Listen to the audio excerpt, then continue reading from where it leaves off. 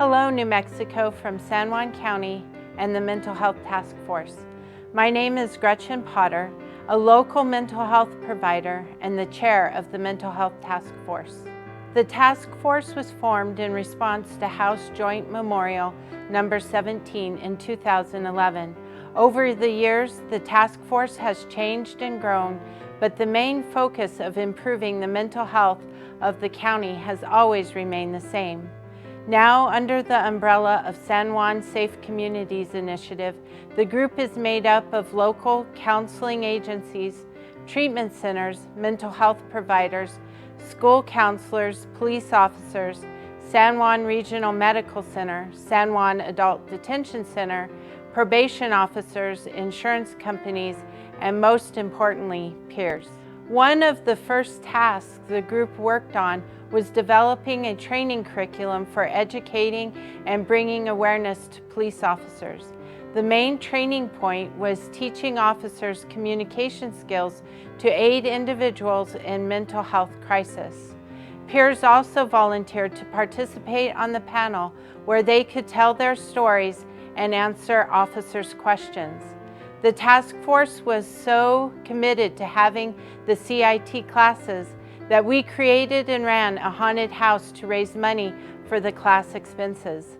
The classes are now included in the county's budget, and we are having 2 classes a year and started to plan for a third when we had to shut down for COVID. The task force also came together to provide resources after the Aztec school shooting. Another goal of the task force was starting a peer support group. The task force was able to start Double Trouble in Recovery in 2017 and now meet every Wednesday night on Zoom. Along with other members of the community and the County Board of Commissioners, we continue to work to raise awareness in our community. The County Commissioners authorized a study to analyze the resources that are currently available and the resources the community needs in order to be a healthier community. The outcome was a report called Behavior Health Gap Analysis, and that has now become the focus of the Mental Health Task Force. The county also hired a Behavioral Health Services Director to oversee the expansion of mental health services in San Juan County. In order to bring awareness to the resources currently available, the task force has been producing small videos with local providers explaining the services they provide, called Minding the Gap. The videos can be found on the San Juan Safe Communities Initiative webpage. The task force is close to realizing one of the first goals set by joining a national campaign, NAMI, National Alliance on Mental Illness, in order to raise awareness and break down stigma of mental illness. Over the past 2 months, the task force has been working with the New Mexico NAMI group to establish an affiliate here in San Juan County.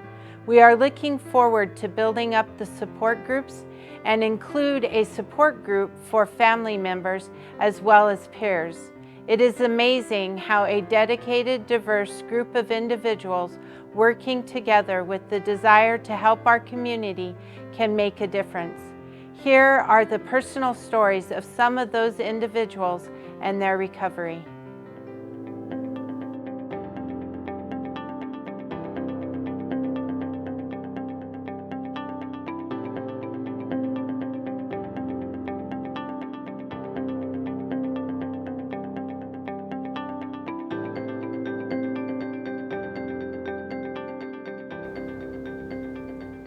Hello, my name is Andrew Joe Reed, and this is my recovery story.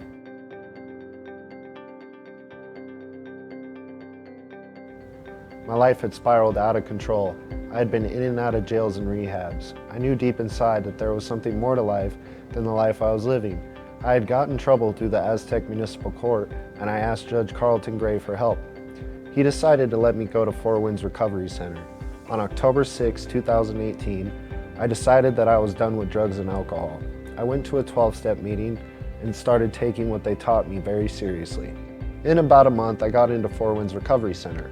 After I got out of there, I went into Cottonwood Clinical Service for intensive outpatient treatment. They referred me to Second Chance Counseling for individual therapy.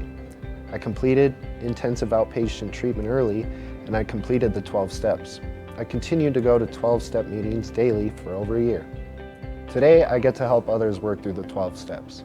I have seen a complete change in who I am thanks to 12-step programs and the recovery sources in the area. I have a lot of hope for my future, and I wouldn't have that if it wasn't for all the help I got. I can look in a mirror and be proud of who I've become. Thanks to recovery, I have a new life.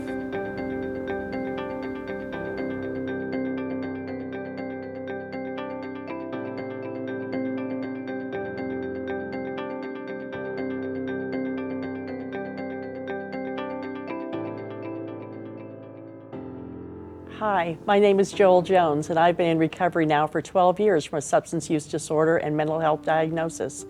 Recovery did not come easily or quickly.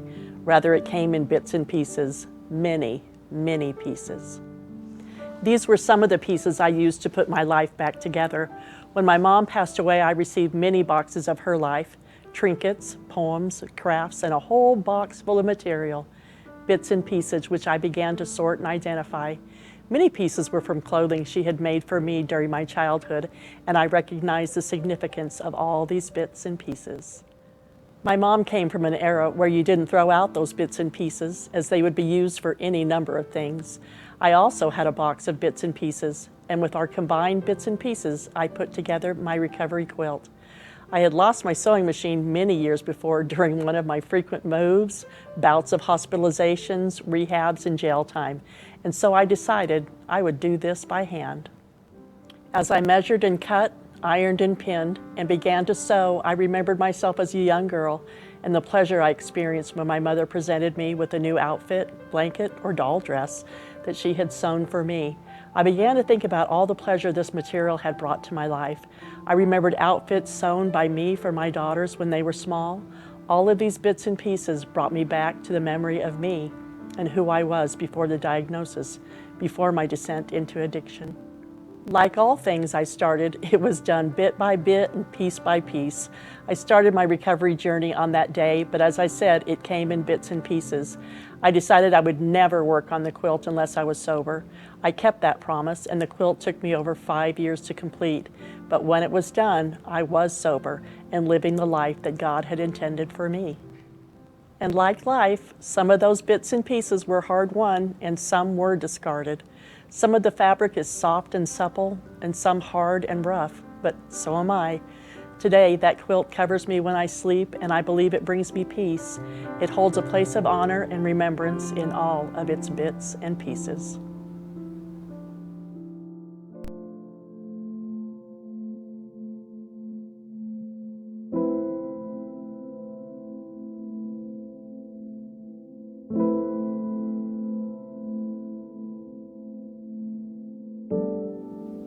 Hello, my name is Christina Marie, and I had a 35-year love affair with alcohol, and I really had a difficult time liking myself. One day I decided that I really didn't want to hurt my friends and family anymore, and I decided to put down the bottle. In doing so, I realized through cognitive therapy with a licensed therapist that I was a transsexual or a transgender person. I decided to transition, and in doing so, a lot of my addictive behaviors went away, and I began to learn to love myself again. You see, not all recovery stories involve 12-step groups or sponsors, meetings. Some recovery stories are coming out stories, similar to mine, showing us the value of the diversity among those of us in recovery. These 3 poems make up what I call an emotional tsunami. The first poem is called Gulls Cry. It goes like this. Listen to the surf. It is the beating heart of the earth. Tides come in, bathing the shores, making the sands pure again. Seagulls cry and ride the sky. Their wings have set them free. In time, they all must die, returning to the sea. I weaned myself off of alcohol. And, it was a process. And in that time frame, it was about 2012. I did a lot of therapy. I was first diagnosed with what's called gender identity disorder. And even then I wasn't able to come out. It was a process. And then when I did come out, it wasn't so much a decision. It was happening. I was coming out. I was, and it was like I almost had no control over it. I remember, I decided one day I didn't want to do tobacco anymore. I called 1-800-QUIT-NOW, and I used that program to quit tobacco. And, no drugs, no alcohol, no tobacco. I have a little bit of a food addiction, but that's, I've conquered everything in my life. I was able to come out, and my weight and my health is going to be another thing for me to conquer, but I have no doubt in my mind after doing what I've done that I can conquer food eventually. After I quit tobacco, I realized I can do just about anything. That was the hardest thing I ever did. It was harder than the alcohol. And I don't know, I was coming out. I couldn't, it was like a volcano erupting. It was, the cross-dressing, I finally called, I called someone and they led me to Identity Inc. On Main Street.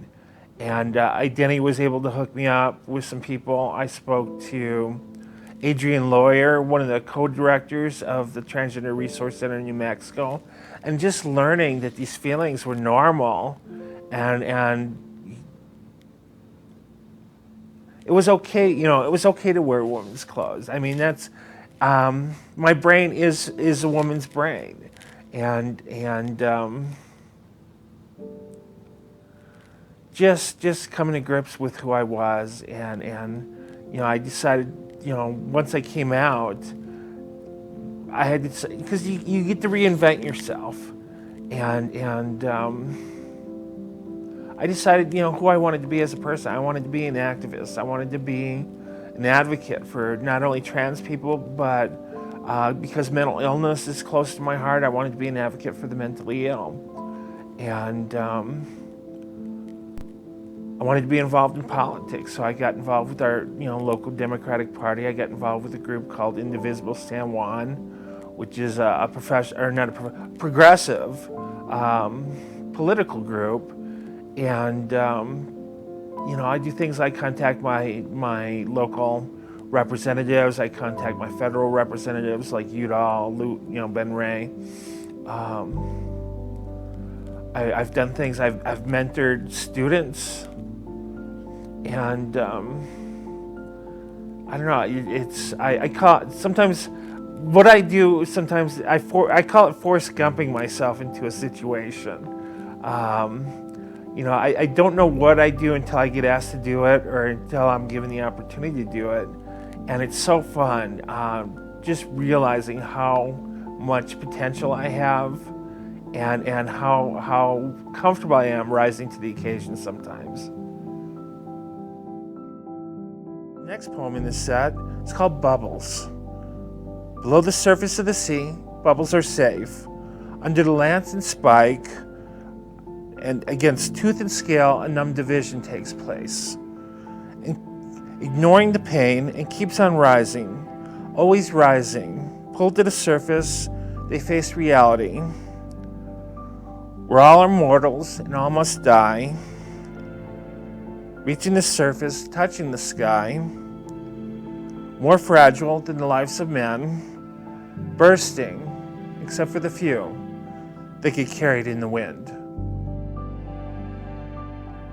If it's one thing I learned, is so many of us have internalized homophobia. And it's okay to be queer, it's okay to be gay, it's okay to be lesbian, it's okay to be however you identify. Transgender people, they're they're not born in the right body, so to speak. It's a personal choice whether or not we transition, but it's okay to come out. It's okay to be queer. If I would have known that years ago, I would have saved myself a lot of heartache. I would have saved myself a lot of abuse on my body, and who knows where I'd be? Maybe I'd still be employed, still be employable. Don't wait 35 years to come out queer or come out gay. It's okay. Be yourself.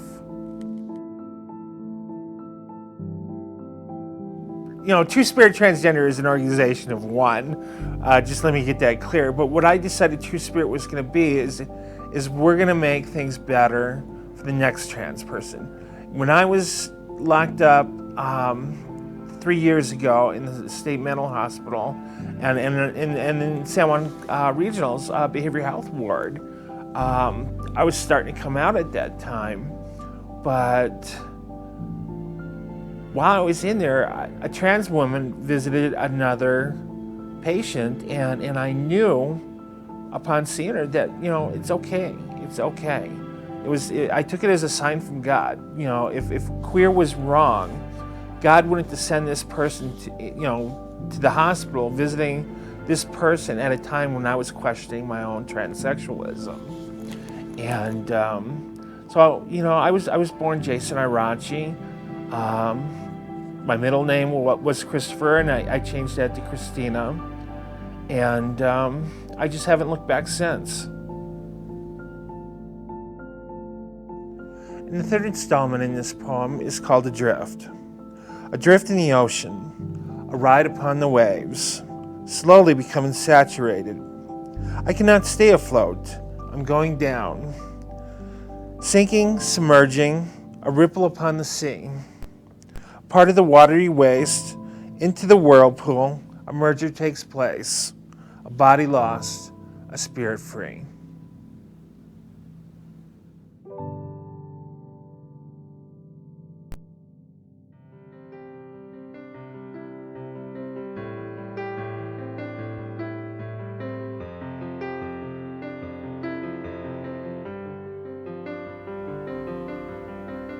Hi, my name is Billy. Like so many of us, I had issues in my childhood that caused confusion, resentment, and an unhealthy lifestyle. I started drinking to calm my thoughts, but it also put me in jail. After getting out of jail, I tried to end my life. That is where the healing began. Instead of falling through the cracks, the courts decided that I would be perfect for their treatment court program that gave me the tools and peer support to handle the addiction that kept me from growing. Learning these life skills with my peers has been very beneficial in my life. Now I can get through the hard times without turning to the one thing that almost killed me.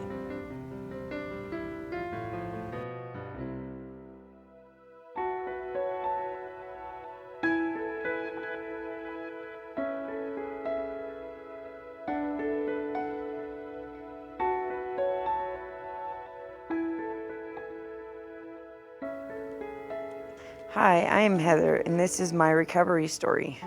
I figured when enough was enough, when I was at my worst by being really down and out and depressed, losing friends. When I said enough is enough, I was in a very dark place in my life. I was suicidal and depressed. All I was doing was making things worse in my life. I was losing friends to overdose and suicide, and I was heading down the same road. My relationship was very rocky, and I was missing out on things with my daughter. What was going on?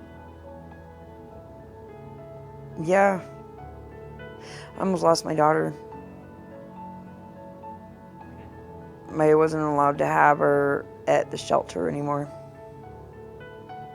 because they said I hit her and I did not. And my daughter means everything to me. And so then you said there were 3, right? So do you remember anything from the second? Axis. kind of opened my eyes. And hearing Sue's story a lot and being pushed to talk, because I didn't ever talk about my problems. I like to help everyone with theirs, but I don't like to talk about mine.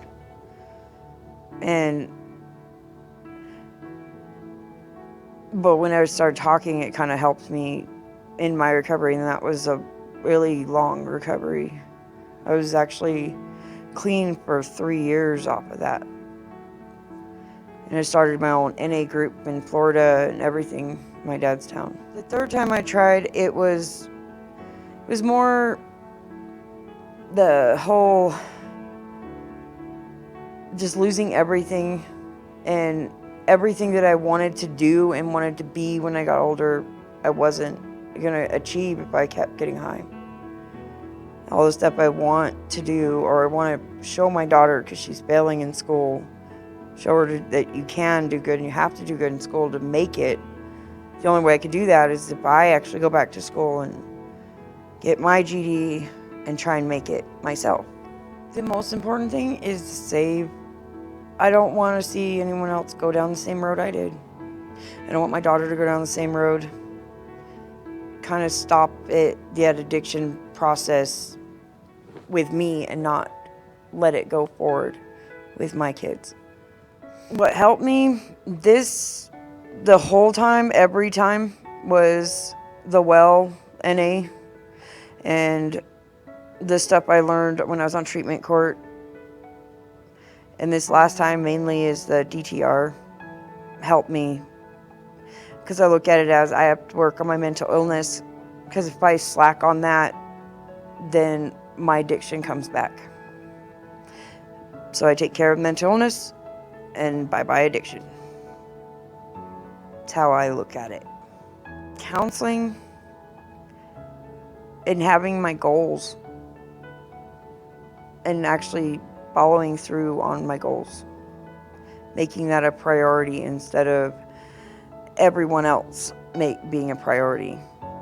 I actually put myself first instead of everyone else first. This go round. This is the last go round. Never again.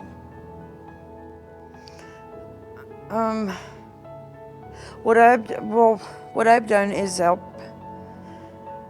my friends out when they make that decision to talk about their mental health or their addiction. They call, and I usually just go over and I'll talk to them or just hang out with them and get their mind off of something, whether it be something about their mental illness or something about their addiction and cravings. We usually just keep our minds off of it. Even though I was worried that it would actually cause me to have cravings and probably go back out, but I think I have more of a mindset that I'm not going to no more. Because I can't let everyone down that has seen me get better. The advice that Heather now would give Heather then would be to pull your head out of your ass and just stop. And just so that I can remember that every time I look in the mirror, I even put it on a sticky note and put it in the corner of my mirror that I will see every day. So that way I have a daily reminder to never go back out and to keep my mental health in check. Yeah, I learned the sticky note thing from Access. I believe it was at Access when I learned about it. And I always put myself down and say that I'm overweight, or I'm not pretty enough, or I'm not perfect, or I'm not smart enough. And I had a couple of people in Access that I was in that group with that said they used to put sticky notes up all the time. Well, I had to write something down every day that I was in there. One of the ladies that I slept across from, she made me write something down positive every day that I was there. And tried to get me to talk, and I just couldn't, but the sticky note thing helped me make it through Access. And it helped me make it through even after that when I got out of Access and got my daughter back. She does that on occasion. Jail-based treatment. Access is jail-based treatment. I relapsed, had the choice of actually having 24 hours in jail or 60 days in Access. And I chose 60 days in Access, not thinking that it was jail-based and that I'd have to wear red for 60 days. But I learned a lot in there. Even though I didn't participate, I still listened and still read and did everything we were supposed to. And took it all in and put it all in my little toolbox that they teach you about. But Access is a good program, and I'm happy that we have it because it's helped a lot of people out. What helped me on my path to recovery was DTR meetings once a week. I also started attending counseling on a weekly basis and building a relationship back with my daughter with a group counseling, mother-daughter kind of counseling. And then what keeps me going on my path to recovery, the relationship that I have with my daughter and the goals that I have in my life now. I didn't get clean for my daughter, I got clean for me. But my daughter's like she's like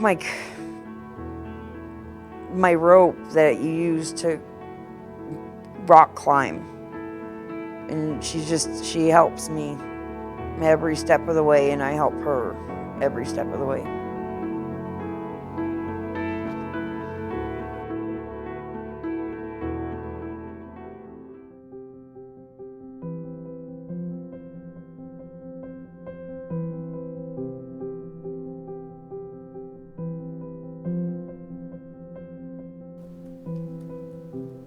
I'm Sue, and I'm an addict and I'm an alcoholic in recovery. I came into recovery through the back door. My second husband finally agreed to do something about his alcoholic drinking that was ruining our relationship and affecting our kids. I escorted him to his first AA meeting and was given friendly directions by the people in the meeting that there was a meeting next door for me, Al-Anon. I was more or less kicked out of my first AA meeting. But I felt instantly welcome in Al-Anon, and I knew I belonged. I loved everything about the happy group of people except for that God stuff. And they said I could develop a God of my own understanding, so I was good with that. After about a year of attending Al-Anon and working with a sponsor, I started to become honest. And I asked her if my drinking and pot smoking, which I no longer did in front of my husband, might mean that I'm an alcoholic or even an addict. She laughed and hugged me and said, "What do you think?" I also questioned my own habits when my best friend in Al-Anon told me she was going to treatment because she was an alcoholic.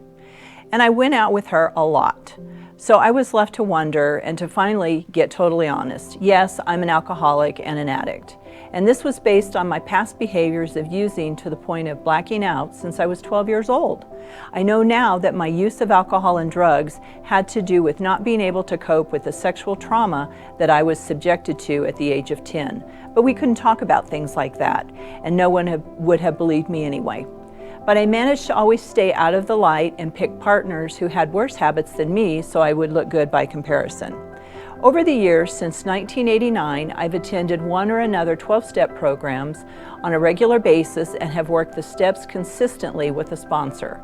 I found the 12 steps to be a good general guide to building a life worth living. Because of my 12-step work, I've survived divorce, job loss, bankruptcy, and the death of several loved ones. Life continues to happen to me, and I continue to survive, and sometimes I even thrive. For all this, I'm grateful. Thank you.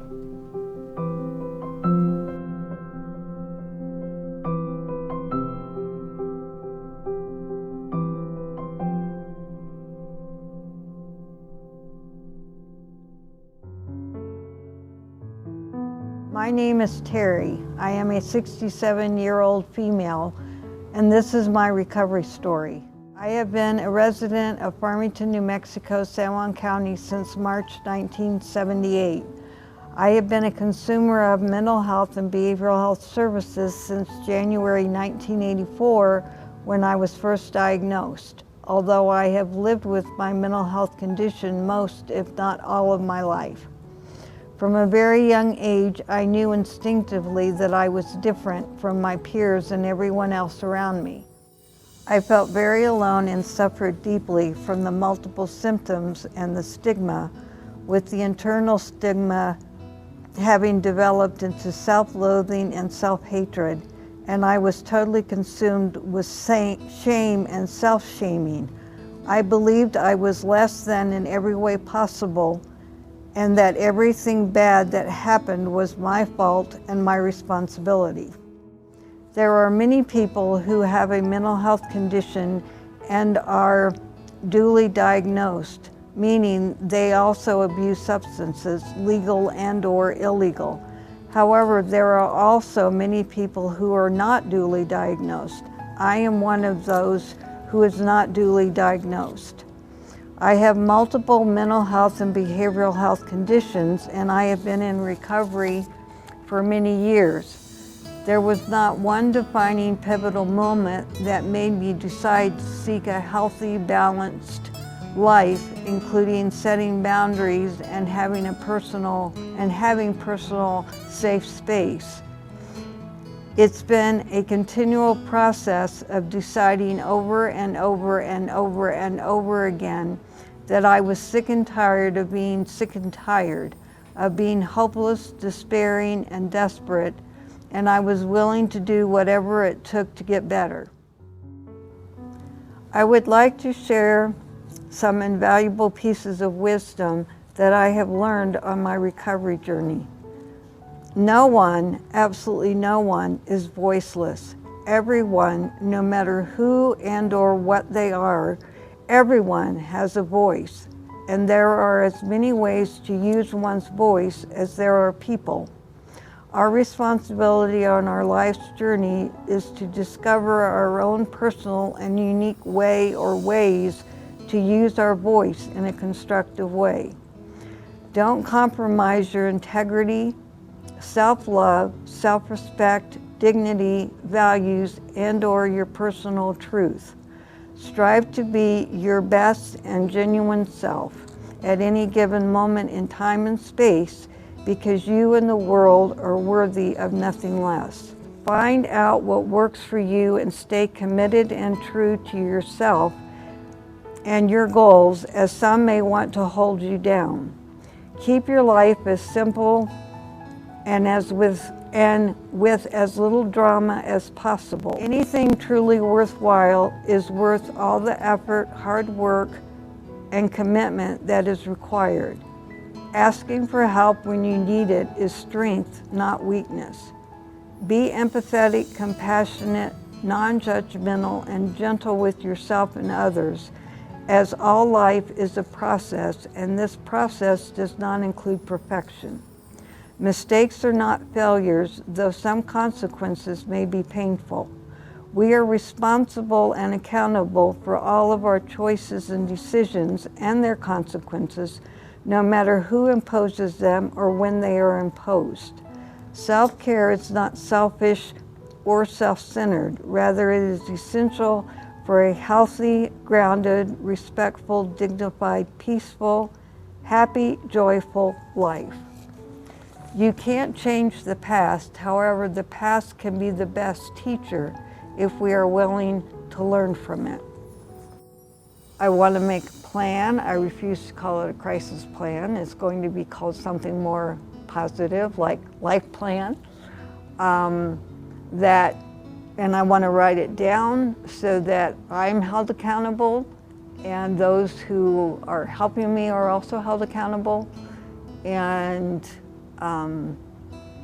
it'll just be how to navigate through that crisis and hopefully to shorten it and to shorten its impact. I would like to think maybe at some point with working on my trauma issues and my PTSD that, you know, maybe my mental illness will cure itself. I'm not holding out that hope. If it happens, that's great, but that's not why I'm doing what I'm doing. It's simply to have the best quality of life that I can and share what I have learned with other people so that maybe their life can be enhanced as well. One of the biggest things I think I've learned, or I decided, and then have learned through all of this how to accomplish it on some level, is none of us choose to be victims, but if that continues, it is a choice. We choose to either stay a victim or we choose to be a survivor.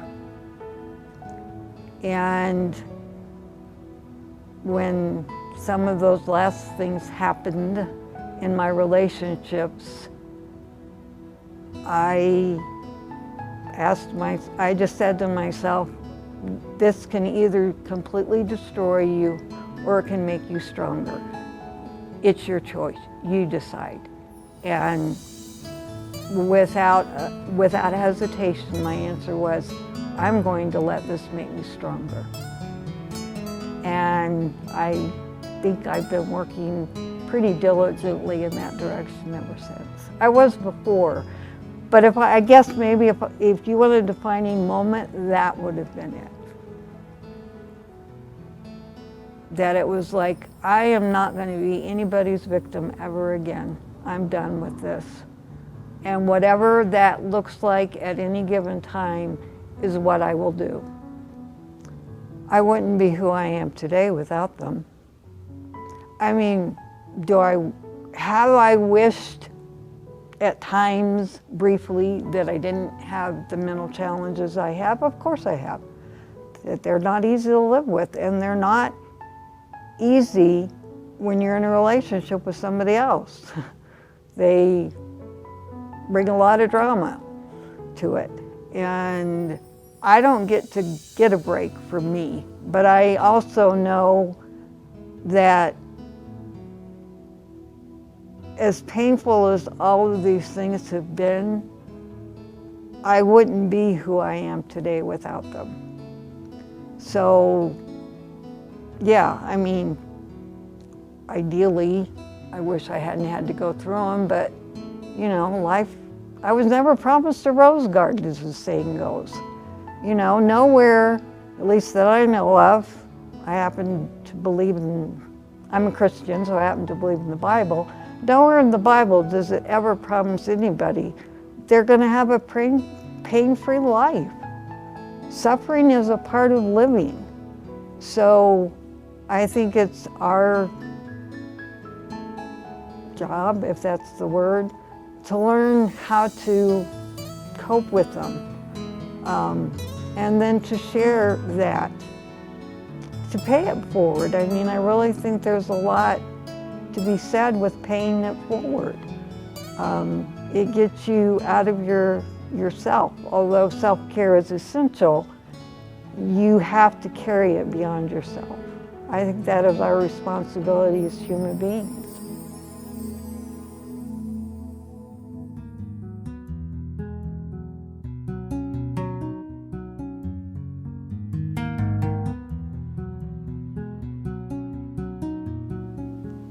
My name is Jessica and I'm in recovery.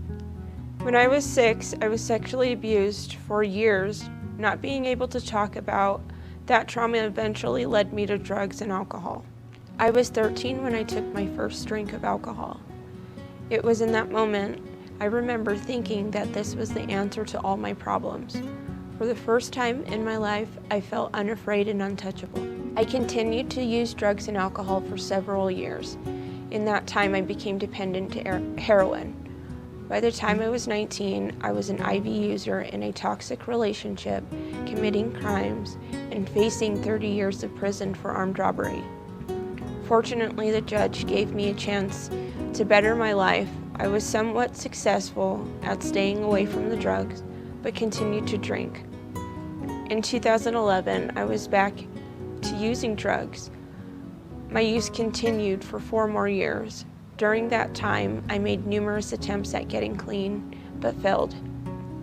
I attended 3 rehabilitation centers and was in yet another horrible relationship. I was so lost and desperate and lost my family and my friends and had lost all hope for the future. I could not bear to look at myself in the mirror. All I saw was a no-good, lying, cheating junkie. I had no love for myself, no dignity, and no self-respect. I continued to stay in an abusive relationship because I felt that I was only getting what I deserved. There were many times in active addiction where I wanted to get clean, but I did not know how. I wanted to be free from the chains of addiction. I wanted to be a better person, and I wanted to become a better mother to my son, whom I had lost custody of. I was desperate to get out of this 3-year relationship that was fueled by drugs. I wanted a new life, and I got to the point where my choices were get clean or kill myself. September 22nd, 2016 was the last time that I used any mind-altering substances. That day, I admitted I was powerless over drugs and alcohol, and that my life had become unmanageable. I went to a 12-step meeting the next day. I was welcomed by people who were in recovery and were willing to show me a new way to stay clean. They gave me the strength to leave the toxic relationship that I was in, seek help for the trauma I've endured throughout my life, and my sponsor walked me through the 12 steps. While in recovery, I started to rebuild my relationship with my family, started working on becoming a mother, and was working on loving myself. I developed a strong relationship with my higher power, my sponsor, and the people in the rooms. I started to be of service to the 12-step community. One afternoon, I volunteered to decorate for a Halloween party. Helping me was a guy I had seen chairing the meeting since I started attending. He worked a strong program and was a captivating speaker. He asked me to dinner that night. We had dinner and went to a meeting. 2 months later, we asked our sponsor if it was okay to date. They were supportive. We didn't know how to be in a healthy relationship, so we sought help from a couple in recovery, and we still carry their advice with us today. 3 years and 4 months later from our first date, we were married. During that time, I got custody of my son, had a beautiful baby girl, and I continue to be of service. I've built a new life I've always wanted. Today, I still attend counseling, go to meetings, and I meet with my sponsor and work the 12 steps. I'm an advocate for addicts still struggling, survivors of domestic violence, and survivors of sexual abuse. I currently work at an inpatient recovery center. I remember what it felt like to live in despair, and now I try to carry the message of hope that they can recover. Whenever I was sitting there with no family, no friends, a bag full of clothes, and that was about it, and the only other option that I had was just to kill myself, I always knew about the 12 steps. I just never utilized it. I went to meetings. I would stay about 3 months, and then I would relapse and not come back for years. So when I came in 2016, there was people still there from the very first time that I went, and I'm like, hey, well, it has to work, 12 steps have to work. I needed something different. I don't know. There was too many times. I don't think I could count how many times I went in and out. I went in for probation to get my papers signed. I went in to try to do it on my own, and it wasn't until I was just completely broken. Like, I was spiritually broken, and I went in there, and it was my bottom was what made me want to recover. You know, like, I had no dignity, no self-respect. I just didn't want to live anymore, you know? And so yeah, it took a few times for me to get it right this last go around. Back in 2010, I was on probation. I went to Narcotics Anonymous. I met a few people, and they stayed clean. I didn't. So throughout the years, they tried to get me to come back. You know where the answer is. You know where the solution lies. And I just, I remembered those people. That's why when I had mentioned, when I came back, they were still there. You know, it was the people who were still clean, in recovery, carrying the message to the addicts still sick and suffering. So I was like, this has got to be the solution. You know, this is the last thing that I'm gonna try, but the first thing that worked for me. I remember what it felt like to be completely hopeless.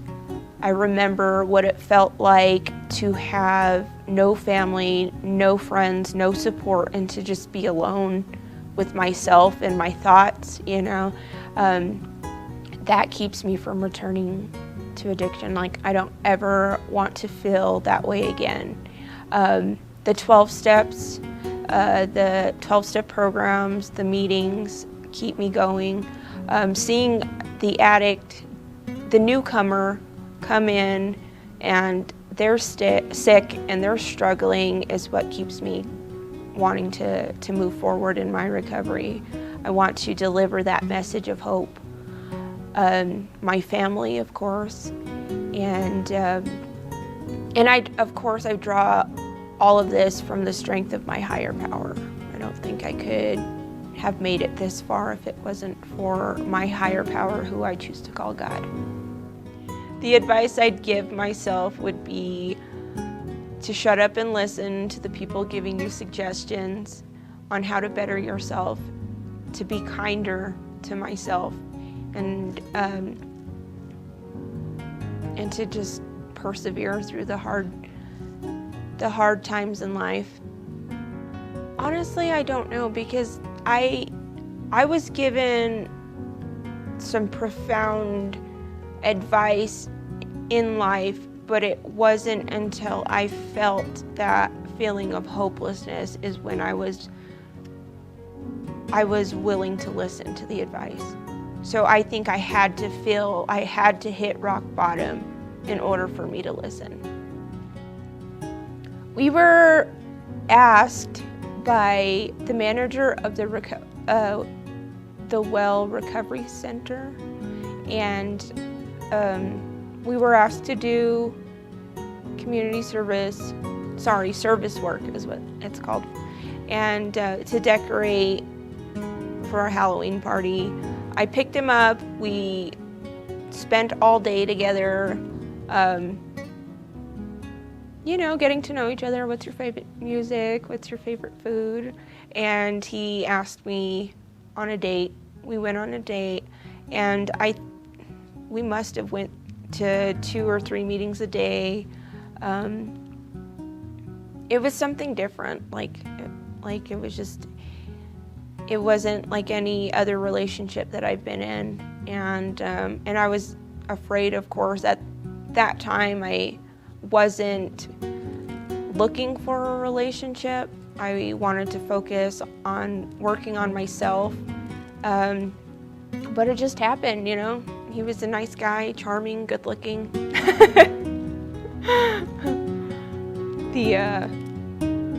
I don't know, it just happened.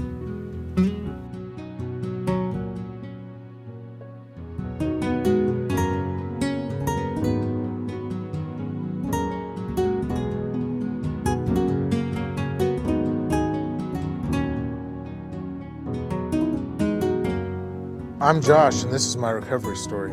Well, I was sitting at my parents' house on Christmas Eve, and then the following Christmas, I was just broken, you know. I didn't know how to proceed with life. Everything I tried failed, and I was just an embarrassment to my family and to myself. And, you know, we had my nieces and nephews coming over, and I didn't have any presents for them. You know, I always showed up with something nice for everybody in my family, and now I was just lost. You know, I had lost everything that had ever meant anything to me, and I just didn't know how to live. You know, I kind of wanted to die. You know, on my way back from Idaho, I was really suicidal. You know, I was just debating with myself for 17 hours, you know, do I just let go of the wheel? You know, do I just let myself go? You know, I didn't have the guts to go ahead and get a gun and kill myself, but I figured if I just closed my eyes and let go of the wheel, then I wouldn't have to feel the way I felt anymore. Yeah, it was job loss. I got a DWI out there, but it was a culmination of things, you know. It wasn't really until December, after I got 2 DWIs, I got 2 DWIs, I lost my job, I lost my house, I lost my vehicle. You know, I'm 30 years old living back at home with mom and dad, and I didn't really have any other option but to try to change something. I didn't know what to change, I didn't know how to do it, but I had to do something. I had met with my attorney, Jack Fortner, and he had given me a book called The Battlefield of the Mind. And, you know, I just kept messing up. Every way I turned, everything I did seemed to fall apart, and I just lost everything. You know, the year before I had lost a relationship that was really important to me. I had lost my best friend to a heroin overdose, and I had just lost my house, my vehicle, and my job, and I didn't know what else to do.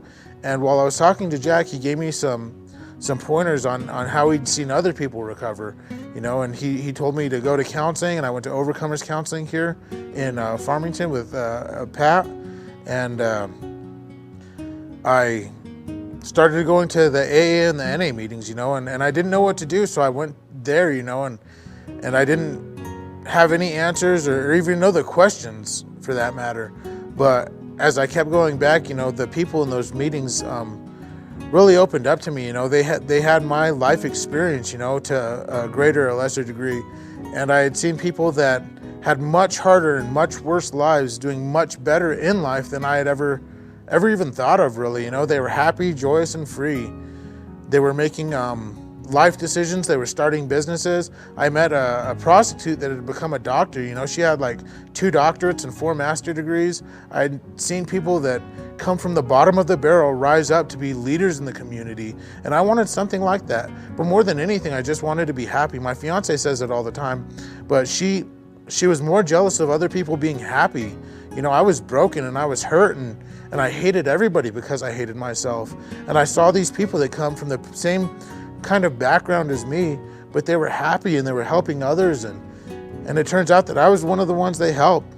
I still remember the spot I was sitting in over at the well whenever I really remember the first person, a young man, well, older than me, but he's still young, you know, share what his life was like and what he went through and how he started his recovery. And I don't remember everything he said, but I remember being in the room listening to him and feeling like there might be hope for me. That after me trying everything that I knew on my own how to do, that maybe these people might have some answers for me, if not all of them. What keeps me going is a member of Alcoholics Anonymous always used to say, remember your worst and remember your last. And my worst was terrible, and my last was also terrible. You know, I wanted to commit suicide, and I just don't want to go back to a place like that again. I don't want to go back to a place where day in and day out I'm seeking something outside of myself to make myself feel good. There's a lady in the fellowship that says, I'm seeking a chemical solution to a spiritual problem, and there's just no chemical or any combination of those things that can make me feel good about myself. The only things that make me feel good about myself are the 12 steps of the fellowships, you know. I know I have a drug and alcohol problem. I know that I need a higher power to help me to just get through the day and deal with myself. But more importantly, I needed to change my actions and change my mindset, because with the way I was living, I was set up to fail. You know, I do myself, no one else, or, you know, there was no system oppressing me. There was just me and my want to do more, and that turns into a need and just rolls over everything else in my life. I don't want to go back there. I don't think there's any advice we really can give people. I think that people get to a place where they're either ready or they're not ready to move on their own, you know, and it has to be a decision based on self, because you can't do it for anybody else. You can't do it for your wife, you can't do it for your parents, you can't do it for your kids. You have to decide that you've had enough, you know, and until you have enough, you can't have enough, you know. They say one is too many and 1,000 is never enough. And until I got to the place where I was at bottom and was desperate for a change in my own life, I wanted more and more and more. And you get to a place where you know you're killing yourself, you know, not just physically, but more important to me is spiritually. You know, I got to a place where I was a zombie on the inside. I felt like I was blank, but there was an overtone of sadness and depression and anger, you know, and that built up to hate. You know, I was a very judgmental person in my old life. And, you know, I didn't have any sympathy for a lot of people. And it's because I didn't have any sympathy for myself. I was stuck in a place where I hated myself. And because I hated myself, I hated everyone else. Whenever I got tired of that hate, whenever I got full of all of my own BS, I decided that I needed to move, I needed to change something. And I saw a group of people that were changing actively in front of me. And that's something that keeps me in the program to this day, is I get to go see people that are broken, people that are hurt, people that have gone through more than I could ever imagine. I've heard terrible stories from all different walks of life. You know, gay, straight, race and religion don't matter at all. We take everybody as they are, and I get to see people change, and that's inspiring. That's something that builds you up. That's something that I want to be a part of. I want to try and tell people it gets better. You know, if anything, my whole life, this is what my higher power made me for, is to know that it's terrible, that it's self-imposed, and that it can end if you want it to.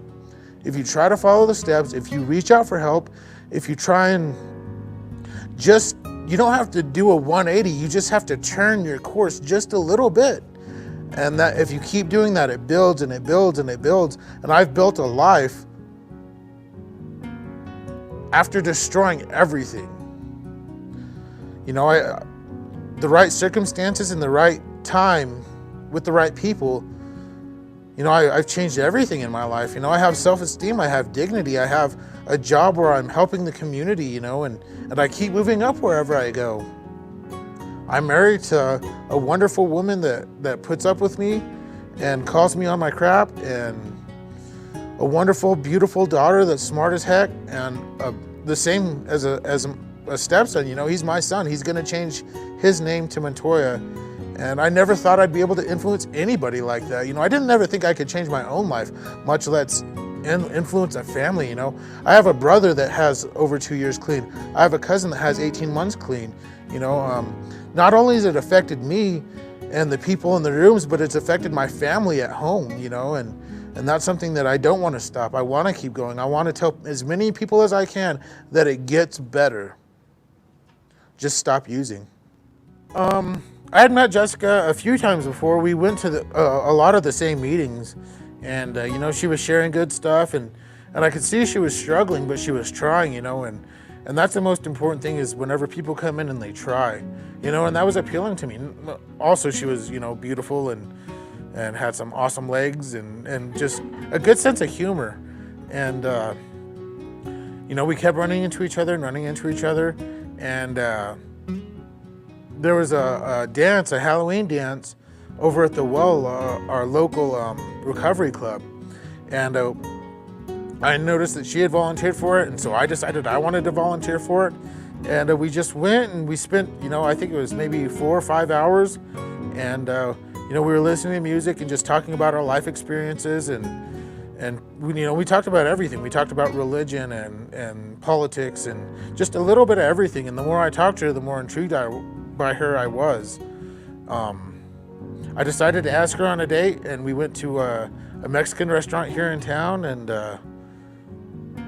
I don't know, she was just what I was looking for, you know. She was dark-haired and dark-eyed and had a wonderful smile, and I don't know, was just a good person. And from that, you know, we just kept going, you know, and we met in recovery and we built each other up in recovery, you know. It's wonderful to have a partner that knows all the stuff about you, the good, the bad, the ugly, and still cares. You know, I had gone through a lot of insecurity from past relationships, you know, people treating me wrong and me getting spiteful and just self-harming, really, you know, through drugs and alcohol use. To find someone that knew all of the bad stuff and still cared was something out of this world to me. You know, and so I just try to do that for her. I try to build her up and love her and tell her she is worth everything, you know, because she is. And it's just gotten better and better and better from there.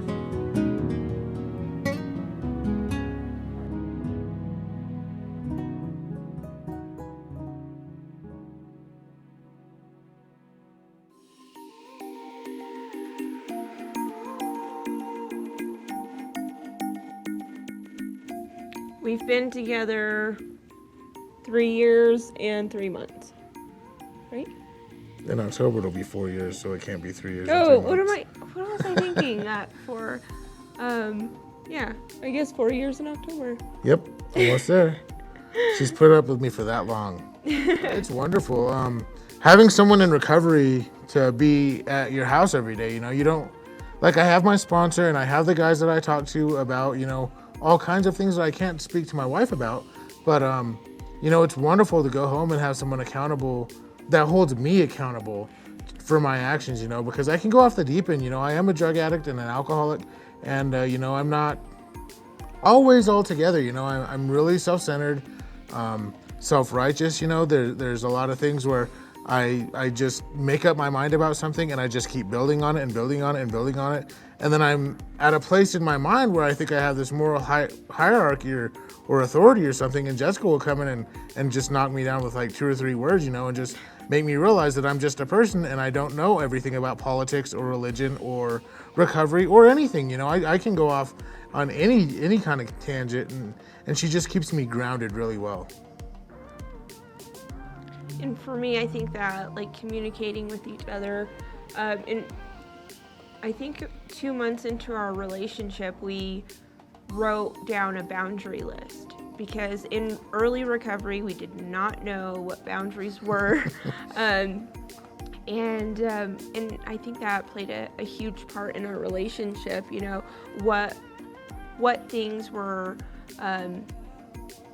like the deal breaker, you know, like cheating and lying, and also on that boundary list there was like no name calling, you know, like whenever we would get into an argument, instead of knowing how to fight fair instead of fighting dirty. So no name calling. There was a specific name that he didn't, what was it, stupid, you know, like don't call me stupid, or you don't call me this word or this name. And that boundary list helped us stay in line in our first year together, right? Mm-hmm. Well, and it's still stuff, you know, that's deep-seated stuff, a lot of the stuff on our list. You know, we had a page and a half or 2 pages of, you know, stuff that was just, you know, I grew up playing sports, you know, and it really helps me to know where out of bounds is, you know, so I can run right up to it, but I don't cross the line, because if you cross the line, it's a penalty, you know, and you know, I love Jessica, you know, we, and it all goes back even before that, you know, for me, I think all of this started whenever we were just sitting on my parents' front porch, talking about life, talking about, like I said, religion and politics and just where we stand morally, you know, and just being able to feel each other out and know where each of us is coming from and why, and then having enough respect for each other and care to respect the boundary. You know, you don't step on my toes on this, because it really hurts me deep down inside, you know. A lot of people in recovery have asked us, you know, how do we do it? And that is how we do it, you know. 2 people that are very important to us, you know, our relationship sponsors, they gave us the roadmap to be able to, you know, at times, you know, we do love each other, but at times to just withstand each other and not leave, you know. There's a lot of times where I know I drive Jessica up the wall, and you know, we have to take our moment and, you know, go apart and deal with our mindset, really, and then come back together and talk about it. And communication is way up there too, you know. But the very first thing was the open and honest communication with each other, and then right after that, the boundary list, you know, so we knew what was fair game and what is absolutely not, you know, has been, I don't know, I've had a bunch of failed relationships and that was, you know, the turning point of how to keep a relationship from turning south, you know. Before we ever get into the argument, we already know, don't go there.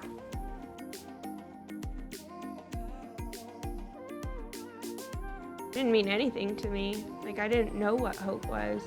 I kind of had to see it for myself and experience it to understand what that word really meant. Yeah, hope was kind of a far away, intangible thing, you know. I got so used to and so caught up in my habits of doing whatever I wanted when I wanted, and all of the things that I wanted to do and all the ways I wanted to do them were not good, you know. They were crippling me spiritually, you know. I was so stuck in a rut that, you know, there's this song that says every day is exactly the same, you know, that my whole life I built on a routine and a regimen to, you know, go do what I had to do as far as work or whatever, and then get off. And how much getting messed up could I take in the day to do it again the next day, you know, and still be able to make it work. And the more the more I used and drank and stuff, the less important going to work became, you know. And hope, you know, I wanted things to happen, you know, like I prayed for, you know, Jessica and our kids, you know. I prayed for our kids by name, and, you know, my higher power gave me my kids by name. You know, I have Aiden and Eris, and I prayed for those things whenever I was in the worst part of my addiction. So I guess I did have some hope that someday something would change. But in the midst of it, there was no changing anything, because I built my life to be what I was. Well, hope back then was kind of just the antithesis of it, you know, like, or whatever that word is, you know, despair, you know. I just lived in despair, you know, and whenever I first came into recovery and I started going to meetings and I was hearing people share my story with different backgrounds, with, you know, from women, I was hearing stuff that mattered to my life and was sound wisdom from women that had time in their program. And that was the spark of hope, I guess. That's whenever I felt like maybe something could change. And then as I started going, you know, and I was working my steps and working with a sponsor, and I did my 5th step, and my life changed in that moment. You know, I was working through my steps, and I let someone else know, you know, all of my deep, dark secrets. And I swear, the moment I did, my life changed. From that moment on, for almost 2 years, I was on a pink cloud, you know. Anybody that would listen, I would tell them, it gets better. God is real, you know. And it doesn't matter what you call it, you know, your higher power or, you know, anything. You know, it doesn't matter to us what you call it. What matters is that if you try, good things can happen, you know. And I lived my life where that just was not possible because I was so stuck in a rut. And then the moment I started moving out of it, like, I felt something begin to change. And then whenever I was going through my steps, I was 100,000% sure that it does change, you know, that it does get better. And then I started, as I was experiencing this for myself, you know, and feeling, you know, my life turn around, I was able to go tell people, you know, this is working, it can happen. And I started working the steps for them. And then whenever I started seeing it happen in them, I knew that miracles were happening all around me, you know. And I've been to all different kinds of churches. I like researching religion and stuff like that. I've seen more miracles happen in, you know, our local recovery club than any church anywhere. You know, I get to see and be firsthand witness to people's life changing day after day after day. And not just changing a little bit, but people going from, you know, the guys that'll steal your grandmother's purse to the guys that'll, you know, I don't know, help them load groceries and help them into their car, and, you know, go volunteer and help homeless people, and just all different manners of, you know, in this day and age, heroics.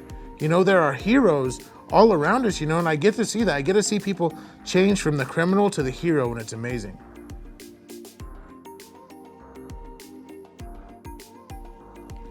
Well, okay, for me, my advice to them would be work on yourself first. Mm-hmm. You know, and that's what I had to do. I had to work and I had to love myself before I could love anyone else, you know. So once I was able to have some love for myself, to be kind and to respect myself, I felt comfortable entering a relationship. So, and when I did, I try to kind of bring that love and respect into our relationship, you know? Respect him, love him, communicate, be honest with him. Yeah, it's completely different from this is my first healthy relationship I've ever been in. You know, there's no violence, there's security. I feel supported in my relationship. Yeah, that's really all I have. Don't forget, I was thoroughly vetted. You asked all kinds of people what kind of person I was, and that's important. You don't just jump into something that is as life-changing as any relationship, you know, because any relationship can be terrible and go from good to bad very quickly, you know. I think vetting people is something that people need to do, you know. I mean, don't get on the internet and search them out or anything. I guess you could do that, but you know, we asked our sponsors, we asked people around us that knew us and knew what we were going through and had a personal connection to us. What do you think, you know? And once we got that answer, that's whenever we move forward, really. You know, I asked her out on a date on my own, but we really didn't, you know, start spending as much time until we talked to our sponsors. You know, we were spending time hanging out with each other and stuff, but we asked those people around us what they thought, you know, because I have not made the best choices for my life, you know, and this was something that I had always wanted, and so I did ask, you know, I asked, you know, her sponsor, who's a really good friend of mine, and my sponsor, and just the people that knew both of us what they thought, and everyone, you know, they've been around long enough to realize that we were trying to work towards something positive, and then, you know, once we did, we started working toward positive things together, you know, like, I'm so excited. You know, I didn't know what hope was before. Now I have a picture for my life that we can accomplish. You know, we can, you know, own homes and flip houses and, you know, both become, you know, more and more rooted in our community, you know, through our professions. And the sky's the limit for us now. You know, whenever I was trying to find, you know, how am I going to steal $100 from someone to be able to score tonight? You know, like, now I have a future. You know, before, it says in our book, you know, that we're purchasing our death, you know, a bag and a bottle at a time, you know, and you know, it's turned from, you know, from slowly dying to having a future full of hope for us and our kids, you know, and like I'm so happy I'm doing it with her, you know. It's awesome.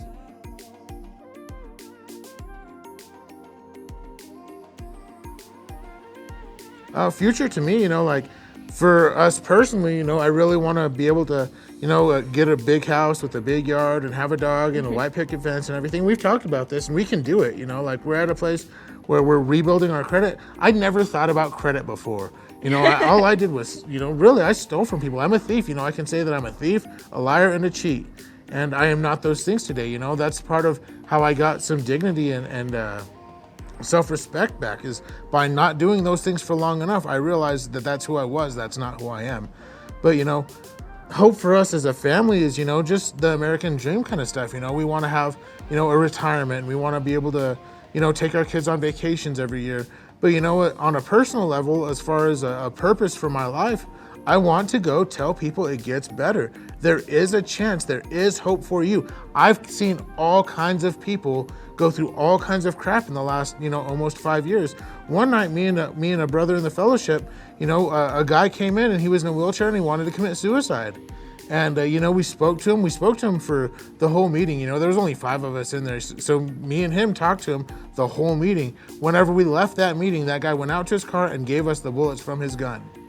At that moment, I realized there's something more important to life than houses and dogs. You know, my kids are the most important things to me and Jessica, you know, but I also feel like I have a purpose where I can go out and try to help people, you know, and I might fail most of the time, but if I succeed 1 out of 100 times, you know, if it's someone like me, that's life-changing. You know, if I could change one person's life with this, it's worth the rest of my life trying. whenever I was using, I didn't really have a picture of the future. I just thought that I was just gonna die with a needle in my arm. You know, there was just no future for me. Now I feel that my future entails, you know, the house and having like a respectable job, finishing school, and just being a productive member of society. You know, I want to be able to help out the community as much as I can and give back what was freely given to me. I think sharing the load helps a lot, you know, like 50-50. For example, if I cook, you do the dishes, or if you were at work all day, the house will be clean, you know, like we try not to overwhelm one person with more work than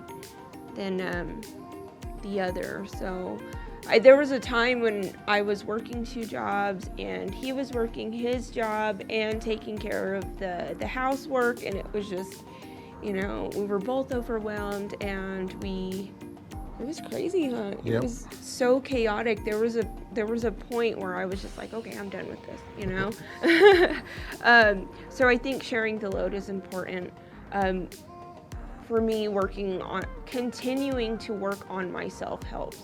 The 12 steps help me with my own insecurities so I don't bring it into this relationship. Continuing to communicate with each other and be honest, and just trying to be a team. Mm-hmm. Yeah, especially with the kids. I'm a little more lenient with my kids than he is. They all come running to me, you know, and as hard as it is for me to disagree, or as hard as it is for me to agree with him on some things, we've found out that it's good to just be on the same page. Yep. Yeah, it's just like anything else, you know, like it is like being on a team, you know. If someone's, you know, having a hard time and is you know, having trouble just getting through the day, you know, like there's one of us that can go and just support the other, you know, that can, you know, if the dishes need to be done, I will do them, you know, like if we got to do some laundry, I'll do it, you know, if the baby needs to get her butt wiped, then that's what I'll do, you know, like, I don't know, I lived in filth, you know, like for so long.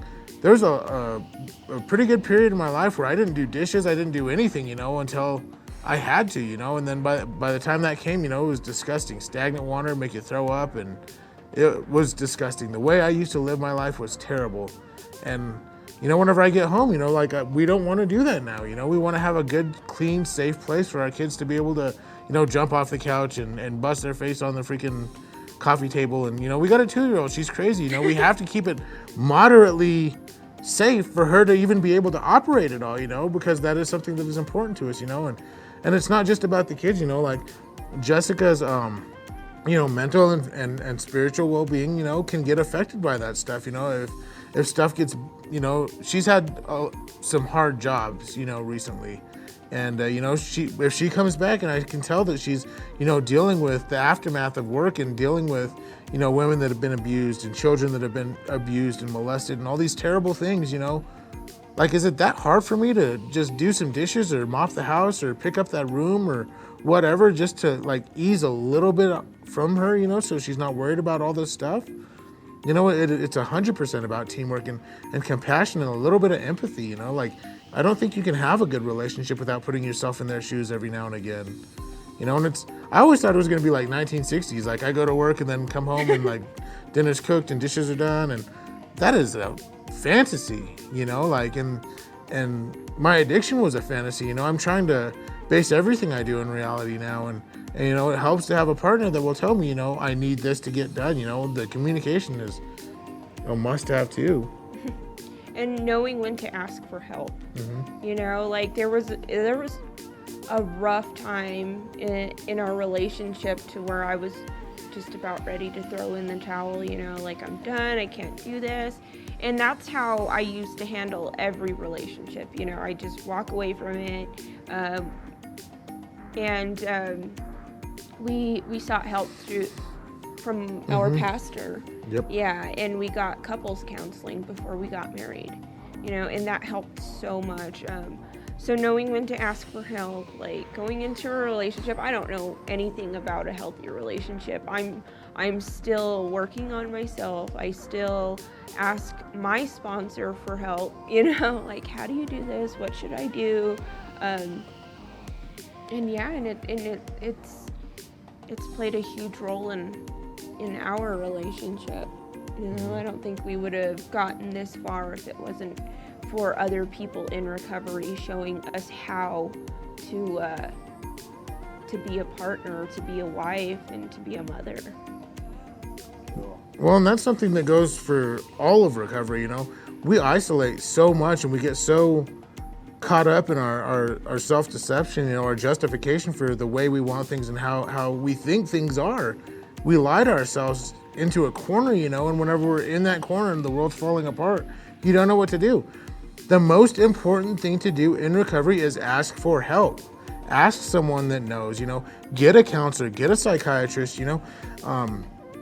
there's a lot of people that are in the meetings that do take drugs, they don't take, illicit drugs or, illegal drugs. They take, drugs prescribed by a physician that know, this will help you, like it's worked for, all kinds of people for all different kinds of things, but self-medicating is where the danger is, going out and seeking, medical advice, spiritual advice from a pastor or whatever you believe in, there's people that know the answer, but if you sit in a closet by yourself and you don't ask anybody, you're never going to know. I sat in a circle, passing around a bottle or passing around a pipe for so long, and my problem stayed the same forever because I kept asking people what the solution was whenever they were in the same problem as me. Whenever I got out and I started talking to, I've talked to pastors, I've talked to counselors, I've talked to all kinds of mentors in the rooms, and they actually have answers for the problems I'm facing, whether it be marriage or parenting or, work-related issues, all kinds of stuff, If you don't get it out of yourself, you'll never know what could be.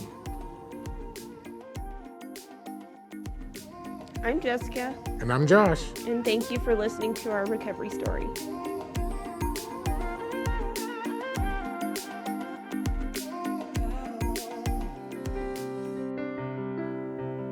Well, that is all from San Juan County. A snapshot of some of the individuals working on their recovery and encouraging others in their own recovery stories. San Juan County is dedicated to helping every citizen find the resources they need to achieve their optimal mental health and wellness.